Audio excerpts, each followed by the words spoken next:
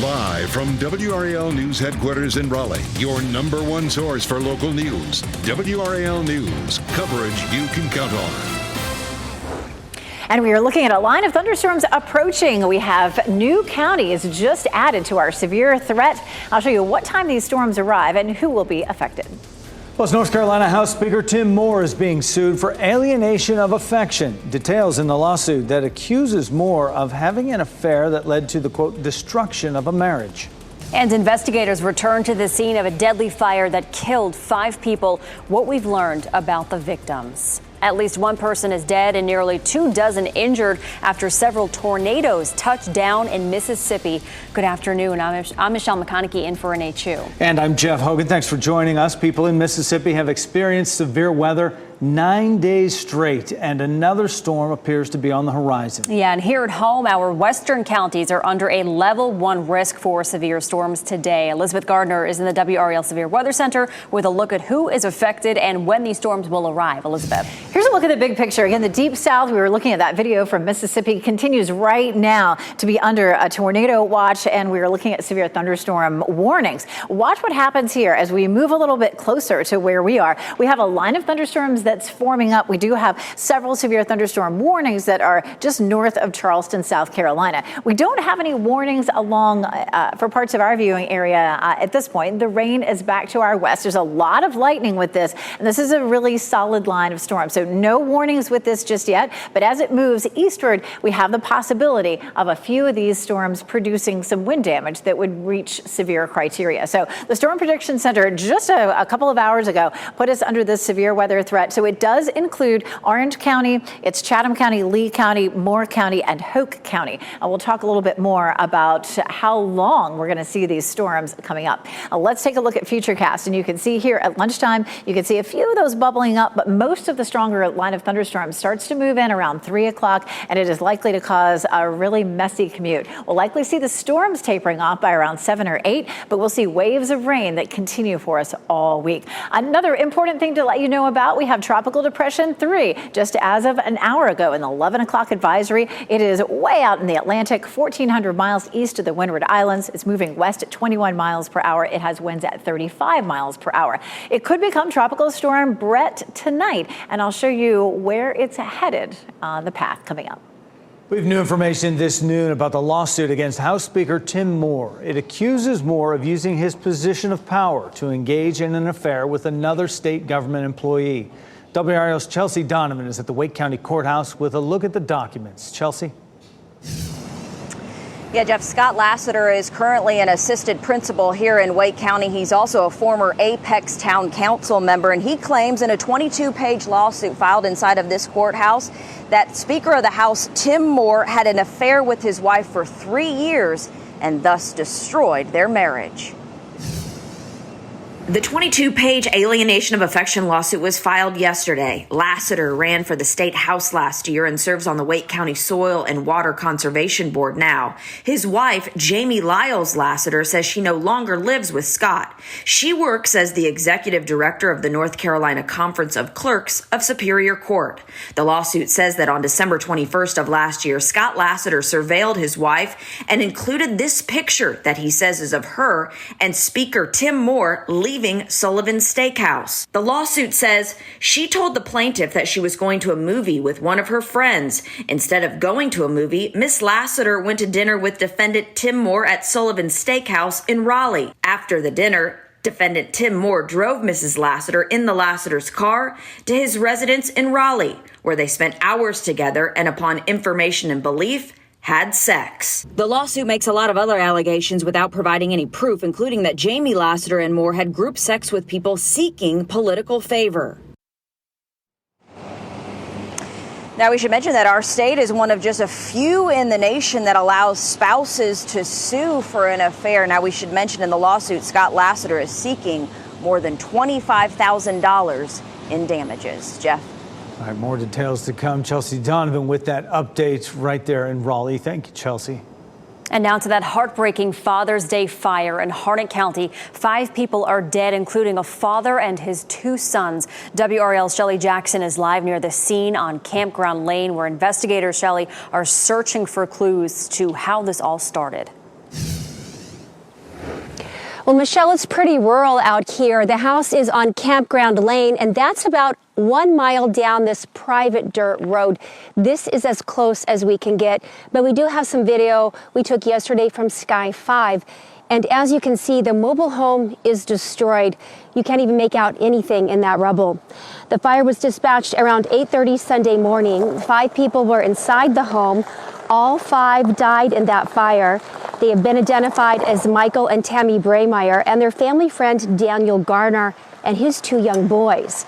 The Red Cross was on scene yesterday assisting family members. And right now, of course, the big question is, how did this fire start? I've talked with the Harnett County Sheriff's Office on the way up here this morning, and they say they do not plan to release any new information today. Michelle? Just a heartbreaking story. Shelley Jackson live at Harnett County. Thanks, Shelley.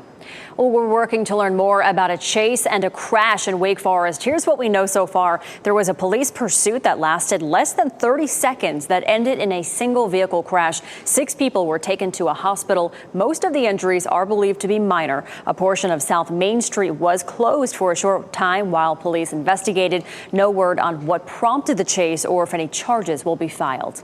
And we're also working to learn the name of the man who was shot and killed in Johnston County. It happened last night at a home on Wilson's Mills that's near Selma.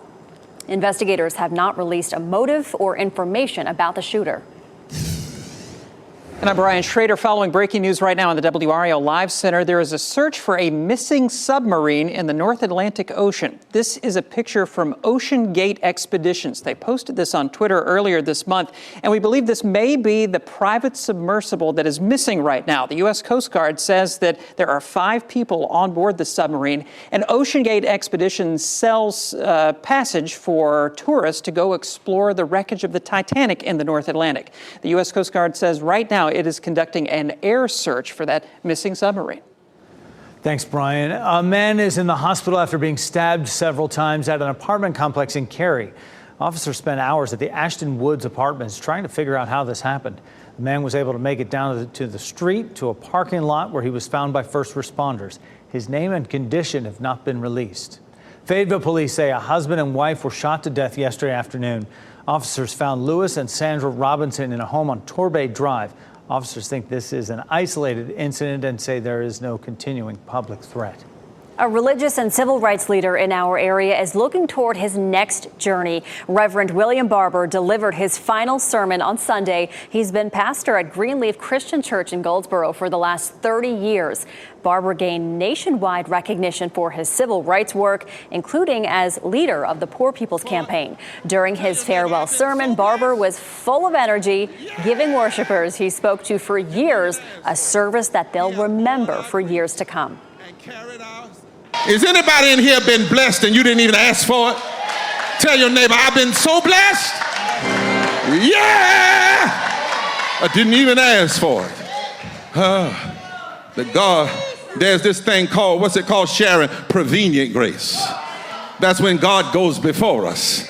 We don't even know how to ask for it. That's that thing just when we need it most.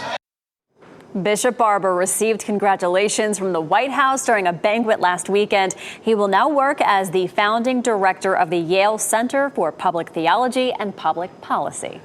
Today is Juneteenth, a time to honor the emancipation of enslaved black people in America. Not a state holiday, but it is a federal holiday, which means many people have a paid day off.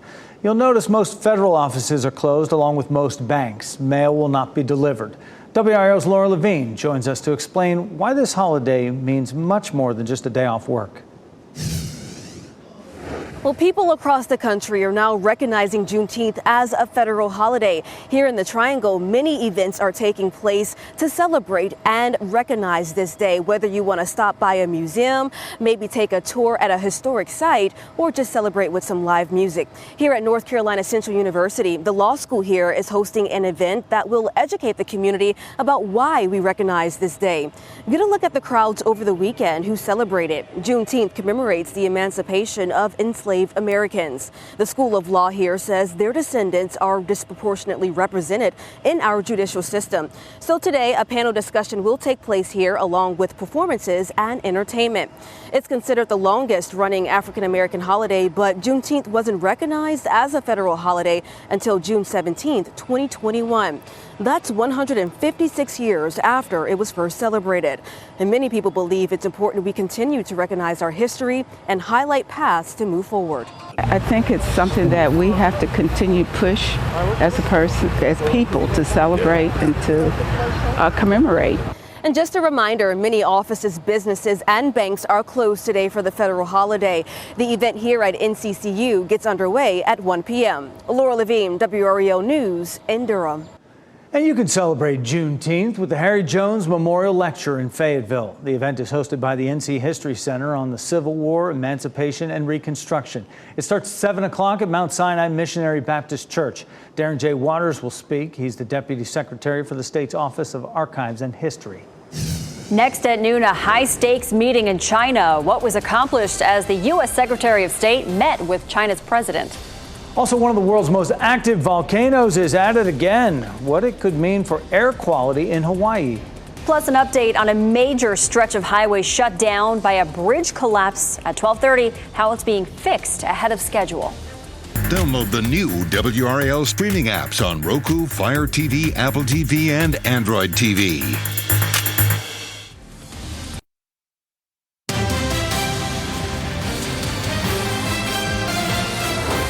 Secretary of State Antony Blinken finally sat down in Beijing with Chinese leader Xi Jinping. The high-stakes meeting is an effort to reset relations after the Chinese spy balloon flew over the U.S. This was the first visit to China since 2018.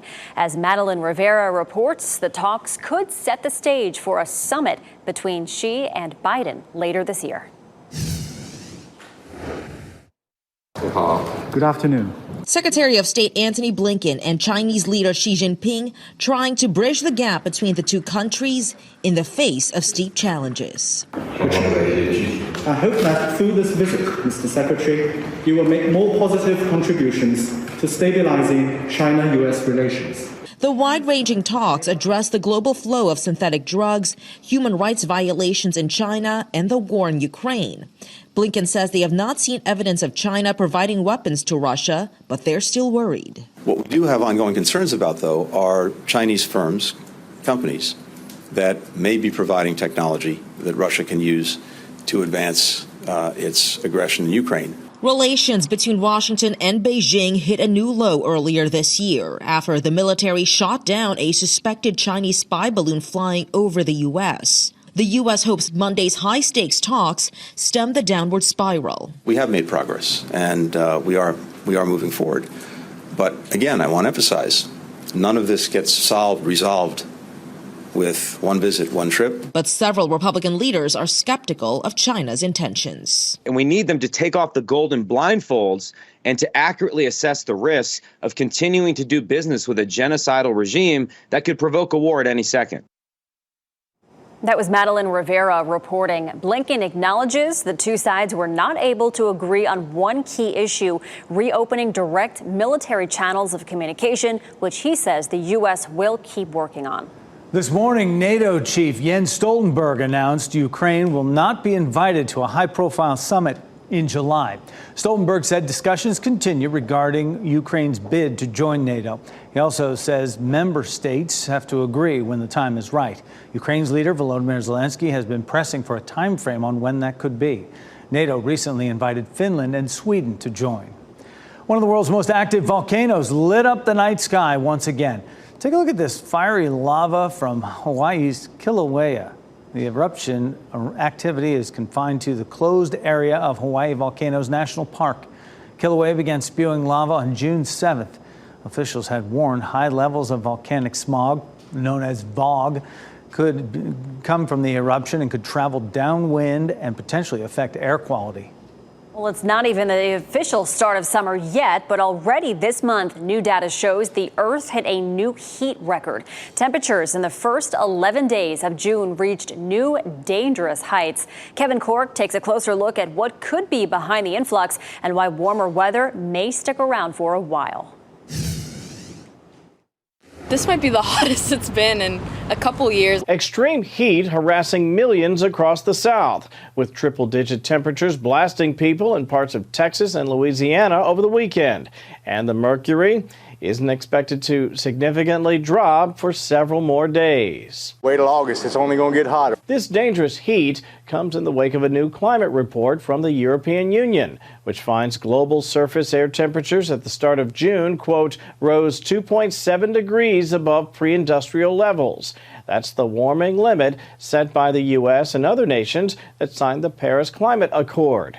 And while worldwide temperatures have fallen since, activists believe it's a sign climate change from fossil fuel use is ramping up. The climate agenda is being undermined. It will require carbon emissions to be cut by 45% by 2030. But with the world continuing to experience warmer El Niño conditions, the current heat waves may only be amplified. El Niño refers to the unusual warming of the tropical Pacific Ocean waters, especially in the eastern and central parts of the basin. Southern California tends to be wet during El Niños. Alaska tends to have warm winters, as does the upper Midwest.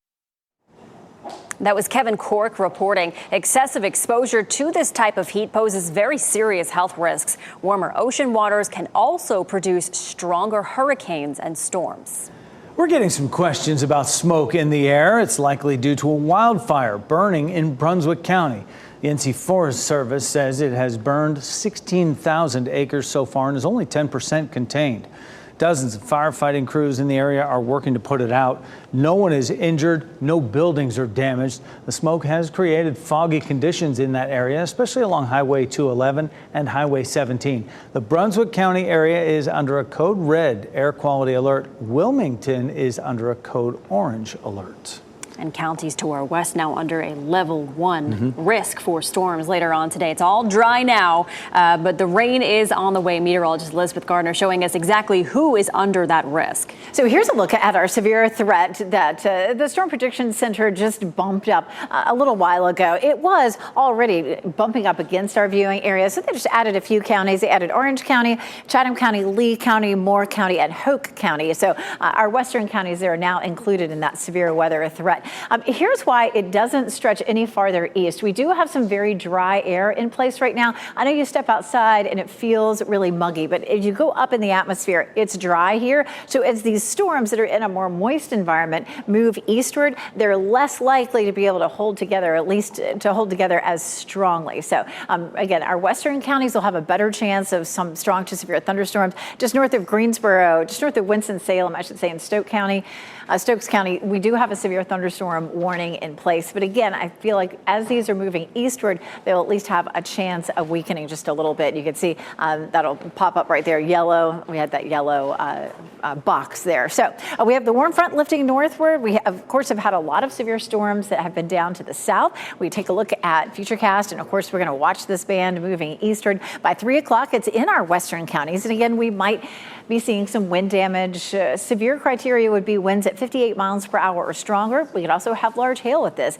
as large as a quarter or larger. So we're looking at that moving in across the area, across the triangle area by 5 o'clock. So the evening commute is likely to be fairly messy, but then watch what happens. It just sort of fizzles out over us. Again, we're looking at folks who are off to the east here, less likely to have these strong to severe thunderstorms as it moves into drier air. Overnight, we do continue to have some rain, and we're going to see rain on and off, especially tomorrow, Wednesday, Thursday, even into Friday. We're going to have some scattered showers over the weekend, but the heaviest rain will be over the next 5 days, as much as 4 to 5 inches in our western counties and as much as 2 to 3 in our eastern counties. And those numbers may be adjusted a bit as we start working our way through this whole pattern. Right now, we're looking at gray skies as we look west across Wake County. 88 is our temperature and our dew point 70. So it feels really sticky and hot out there. Most likely we'll hit 90 before the thunderstorms roll through across RDU.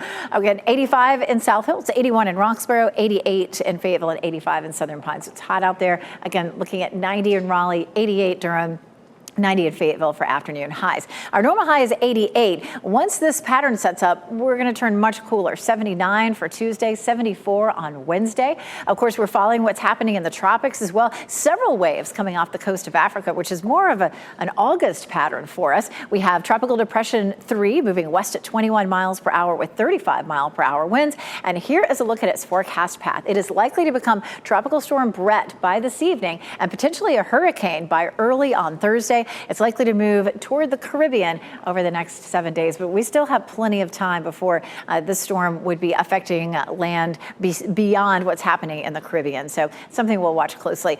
We have this one here at a 30% chance of developing. That's the next wave in line. So keep our eye on that. Again, we don't typically see multiple waves coming off Africa until we get to August. So today for Juneteenth, got to be hot. We'll end up with thunderstorms this evening through the commute, and then the pattern changes slightly. It'll be cooler and wet. We'll see some significant amounts of rain through Friday, and then those chances taper off a little bit Saturday and Sunday, and we're back into the mid-80s. We'll keep the umbrella handy. Thanks, Elizabeth. A loophole in the popular fitness app Strava may be revealing your home address to strangers. Tonight at 5:30, 5 on Your Sides, Keely Arthur is taking privacy concerns straight to the company to get answers, plus how you can protect yourself. And also ahead at 6, WRAL investigates mostly empty state office buildings. What's being done to protect our tax dollars while meeting the demands of a more flexible post-pandemic workforce? And still ahead this noon, Amazon takes aim at social media sites, the issue that's ruffling feathers at the e-commerce headquarters. And it's an assignment that's out of this world, how one chef is working to feed astronauts during their mission to Mars.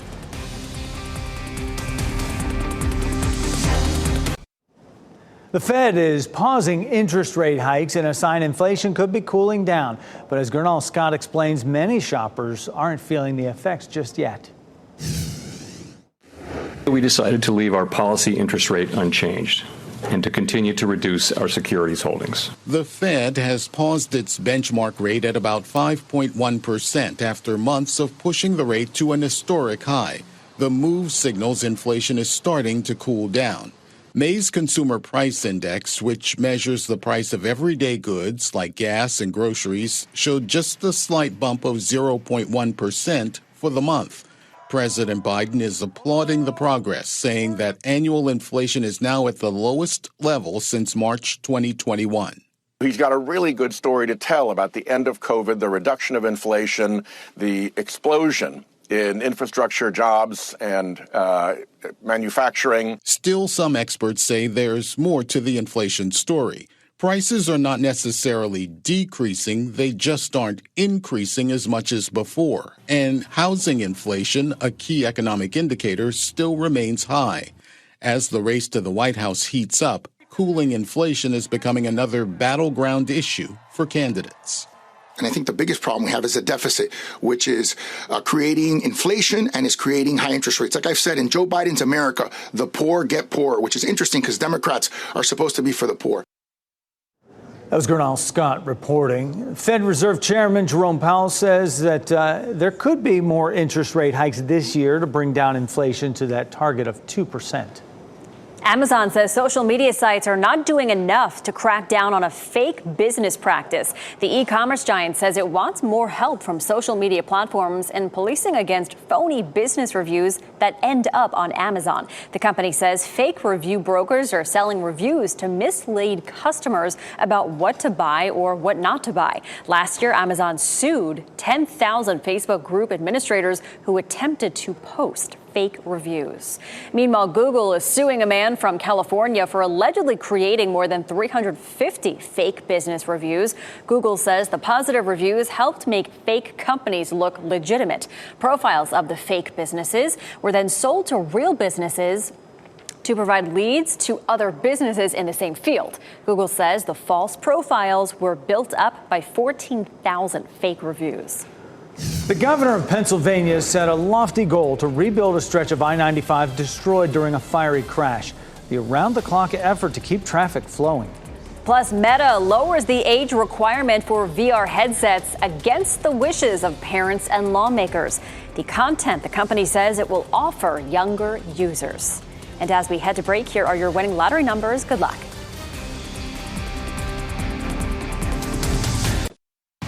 Shot in 4K ultra high definition. Your number one source for local news. WRAL News. Coverage you can count on. The governor of Pennsylvania says a stretch of I-95 that collapsed in Philadelphia will reopen in 2 weeks. NBC's George Solis explains how the road is being rebuilt in a matter of weeks rather than months. This morning, the race to get traffic moving on one of the nation's major Northeast highways is on. I can state with confidence that we will have I-95 reopen within the next 2 weeks. Over the weekend, Pennsylvania Governor Josh Shapiro vowing to get the job done in record time. The incredible pace coming just over a week since a crucial stretch of Interstate 95 in Philadelphia collapsed after authorities say a tractor-trailer hauling more than 8,500 gallons of gas flipped over an off-ramp and caught fire. The resulting explosion causing the northbound lanes to buckle and damage the southbound lanes beyond repair. The initial estimate to reopen the road was months. Now, and we are getting it done here in Philly. The governor making the stunning announcement alongside President Joe Biden, who took a helicopter tour of the site during a campaign stop. There's no more important project right now in the country as far as I'm concerned. Crews have been working around the clock to demolish and begin to rebuild the interstate, with the plan for now to build 6 temporary lanes. This past week, the Pennsylvania Department of Transportation also launched a 24/7 live stream of repairs with thousands tuning in daily. Traffic be bad, so if you gotta get to work, you might gotta leave an hour earlier. An estimated 160,000 vehicles travel the stretch of highway daily, including more than 14,000 trucks, according to transportation officials. The urgency also fueled by concerns lengthy detours could impact the supply chain.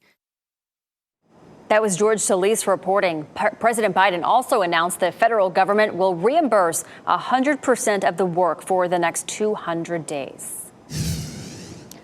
And I'm Brian Schrader in the WRAL Live Center. Family members are identifying the man killed in a shooting late last night in Greenville, North Carolina. I want to take you to video from the scene there. Family members say that 45-year-old Damian Scott was killed late last night. 5 others taken to the hospital with non-life-threatening injuries.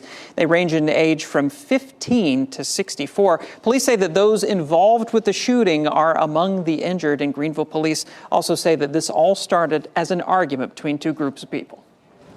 Our county-by-county coverage takes us to Orange, Johnston, Cumberland, Durham, and Wake counties. Families in need of over-the-counter medicines can pick up items this Friday in Johnston County while supplies last.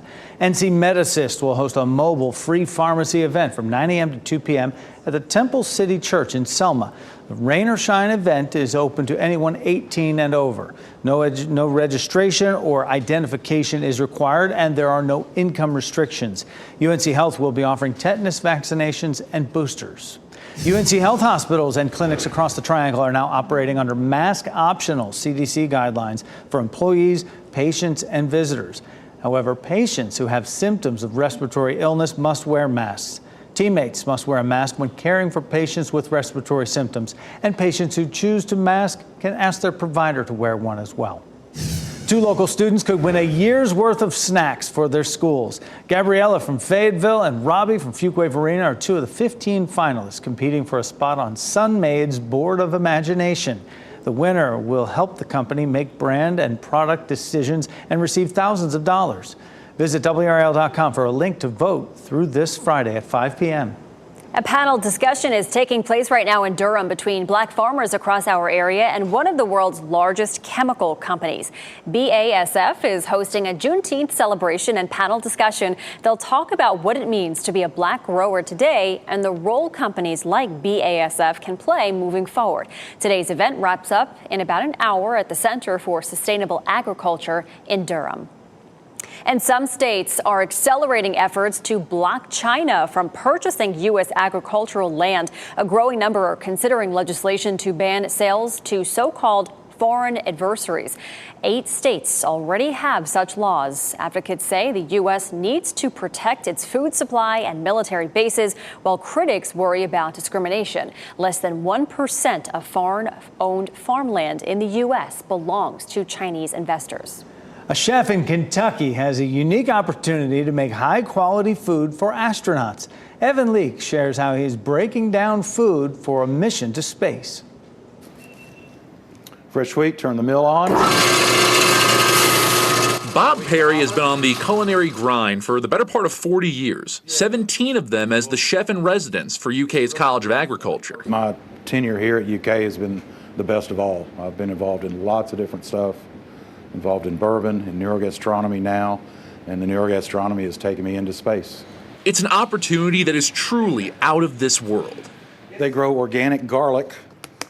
They bring it in here, and we slice it, put it on these trays, dehydrate it. It takes about a week, and then I grind it into garlic powder.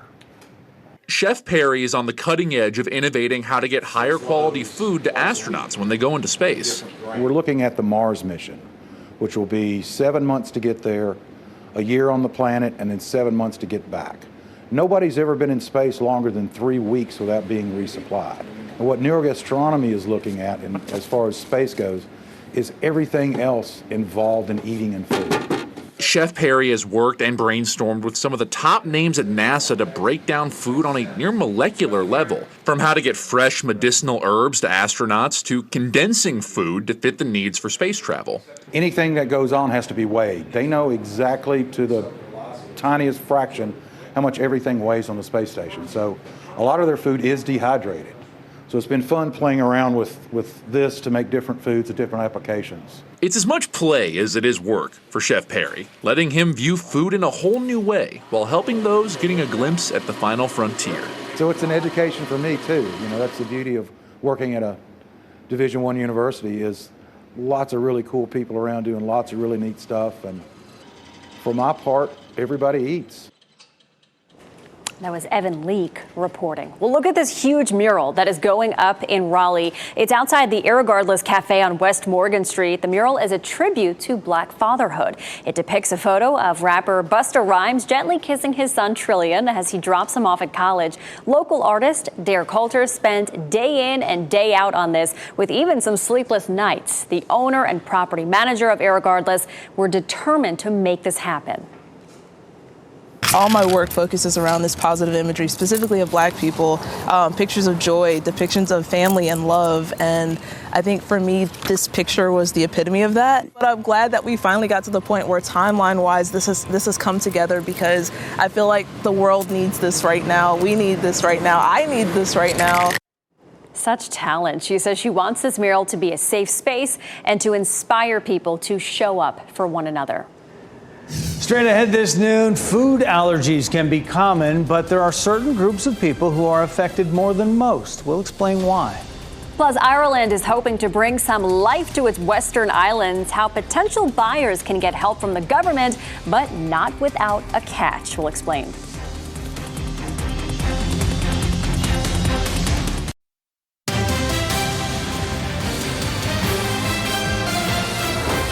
Loneliness can take a toll on mental health, but it might also take a toll on bones. Scientists isolated adult mice and found that social isolation led to reduced bone quality in the male mice, but the same results were not seen in female mice.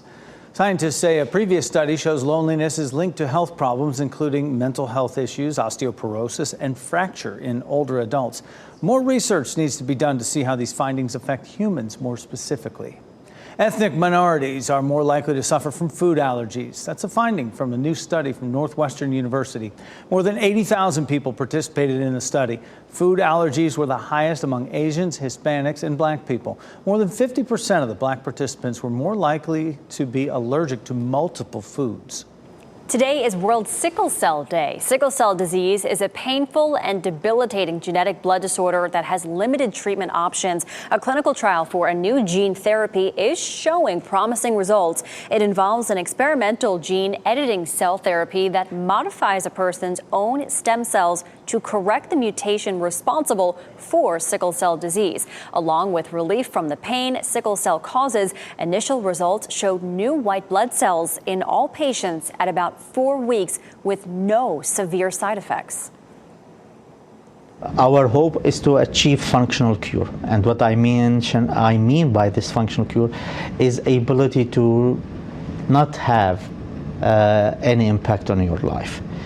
Because it wouldn't take away the sickle cell from your other organ. It wouldn't take away the impact of sickle cell that already happened. It will help prevent any future damage that it will be caused by the sickle cell. The trial aims to enroll 40 adults ages 18 to 50 with severe sickle cell disease. They'll be monitored closely after treatment for up to 2 years. The next time you're in the grocery store, you might find yourself spending more money, and not just because of inflation. What researchers say could influence your spending habits. Plus, some people dream of packing their bags and moving to an island. The Irish government actually wants to pay you to move there. We'll have the catch after the break. Meta is lowering the age requirement for its VR headsets. Children as young as 10 will soon be able to have their own account on Quest 2 or 3 headset with a parent's permission. The previous age requirement was 13. Meta says it'll provide age-appropriate experiences like recommending apps based on the child's age. The company also says the platform currently has a variety of educational content meant for kids ages 10 and up. Background music could entice you to spend more money while shopping. Researchers in Sweden examined shoppers at 3 supermarkets on days that they played background music and on the days they did not. Shoppers spent about $10 more when music was played compared to when there was no music. Researchers say music makes shoppers feel better, which helps them linger in a store and shop more. The Emerald Isle wants residents for some of its smaller islands, and they'll even help buyers. And we're not talking about the town in North Carolina. We're talking about Ireland. The Irish government announced a 10-year initiative. It's called Our Living Islands, and the goal is to draw people to one of the country's remote islands. The government will even help with grants up to $92,000 to relocate, then refurbish vacant properties. And while you may be granted ownership, it doesn't guarantee that you'll be able to actually live there. So they're going to give you money to build something, but you probably have to leave after you build it. Yeah, and come back to our Emerald Isle. Don't get too attached to it because you can't stay. We just flying on the coast. We don't have the cliffs like they do over there. But we're going off a cliff here with Elizabeth Gardner of the WRAL Severe Weather Center. That severe weather threat kind of moving into our area now. Yeah, we got real busy here just a couple hours ago in the Weather Center. We did have several of our counties in the west added to our severe level 1 risk. It was previously for Greensboro, Winston-Salem, back towards Charlotte. We do have a pretty nasty line of thunderstorms that's moving through just back to our west. I'm going to pull that up for you in just a second. But the Storm Prediction Center added Orange County, Chatham County, Lee, Moore, and Hoke County to our severe level 1 risk. The rest of our viewing area is not in that risk, but certainly we're looking at some heavy rain, some blustery winds, at least as far east as, say, Fayetteville and Raleigh. Surprisingly, as this moves eastward, we actually have some fairly dry air in the mid-levels of the atmosphere. Just doesn't look like it's going to support it that much as it moves eastward, which is why they didn't expand it any farther than that. But some damaging wind, some heavy rain for sure, and possibly some hail, the size of quarters in that area. So here it is, pretty hefty looking line of thunderstorms. Most of the lightning with this, though, is on the north end of it now. So from, say, Salisbury, Winston-Salem northward, you can see that severe thunderstorm warning that just expired. That one was posted right about noon, and it's just expired. They did actually, along the same route, post a flood advisory too, because there's lots of heavy rain. So we're going to be dealing with this as it slides eastward. Right now, the line is about 90 miles due west, so we're looking at about 3 hours. That holds pretty well with the computer models showing this arriving in our viewing area at around 2 or 3 o'clock this afternoon. Here's a look at the big picture again. We've had so much severe weather along the Gulf Coast. That's starting to die down just a little bit, and things are really starting to erupt out ahead of the warm front as it lifts northward. Here's a look at our wet pattern. So once we see this front moving a little closer to us and all of the heat that we have in the atmosphere dissipates, we're going to end up seeing just a cooler pattern. We're going to see this low pressure system stalling back to the west. It's going to draw in some cooler air along with it, and a lot of rain that just rotates around this low, at least for the next 5 days. So here's a look at Futurecast. You can see this band of heavy rain moving in our direction. It's moving a little bit faster than this version of Futurecast is, so most likely it's going to be across most of our area by around 5 o'clock or so. But notice that it doesn't remain as powerful once we get past sunset. We'll continue to have rain. This is overnight tonight. This is first thing tomorrow morning. So it's going to be a wet commute for tomorrow. There's lunchtime tomorrow. We just continue to see the waves of rain. And then we just kind of copy and paste this all the way into Wednesday. There's Wednesday morning, looks a little lighter, but in the afternoon, we continue to see more of these showers firing up. So just expect that it's going to be rather wet for us. We do have the potential for some flooding for today. That flooding potential is, I'm trying to get to flooding potential to come up. For today, it's back to the west. For tomorrow, it's our western counties. And then for Wednesday, it's the pretty much the entire state as we continue to add up all of that rain. So we're looking at cooler temperatures also with this. Our coolest day of the week likely to be Wednesday, 74. Thanks, Elizabeth. Cinema fans around the world can now carry a piece of movie magic around on a daily basis. The collaboration behind these luxury bags is up next. We wrap things up with a few of the headlines we're following for you today. A lawsuit filed against North Carolina House Speaker Tim Moore accuses him of using his position of power to have an affair with another state government employee. The suit was filed by former Apex Town Council member Scott Lassiter. It claims Moore was having a 3-year affair with his wife. Both she and Moore deny the allegations. Halifax County officials identified the 5 people killed in a house fire yesterday. Officials say Michael and Tammy Braymeyer, their family friend named Daniel Garner, and Garner's 2 young sons all died. The Red Cross was also on scene yesterday assisting surviving family members. A religious and civil rights leader in our area is looking toward his next journey. Reverend William Barber delivered his final sermon on Sunday. He's been pastor at Greenleaf Christian Church in Goldsboro for the last 30 years. Barber gained nationwide recognition for his civil rights work, including as leader of the Poor People's Campaign. Material from the Indiana Jones movie set are now part of a luxury bag collection, a collaboration between a costume designer who worked on the set of some of the Indiana Jones movies and the co-founder of luxury leather fashion brand Metier. Features pieces for both men and women. The pieces sell for about $195 to more than $5,000. And by the way, Indiana Jones and the Dial of Destiny is set for release June 30th. From the Terminator to the Upside Down, actress Linda Hamilton is taking on a new role. While she may be best known for playing Sarah Connor, Hamilton is joining the cast of Stranger Things for its 5th and final season. Arnold Schwarzenegger, the Terminator himself, made the announcement live at the event in Brazil. It's unclear what role Hamilton will play. Production on the Netflix hit is on hold right now because of the writer's strike. And check out this cutie. Our pet of the day comes to us from the Adolescent and Animal Resource Fund. This is Coda. The 2-year-old Labrador Retriever and Aussie mix is so cute. She helps people heal by being an exceptionally kind-hearted, right by your side companion dog. She is eager to please, easy to love, and comfortable adapting to both lazy and active days. Coda is loyal, perceptive, and prefers to sleep next to you. Interested adopters can call AARF at the number on your screen. Business is booming at the new casino in Danville, Virginia. Plenty of that business is coming from people who call North Carolina home. Today on our News at 4, Matt Tallhelm talks to a couple who crossed the border to do a little gambling and shares just how much revenue the casino has earned in its first month.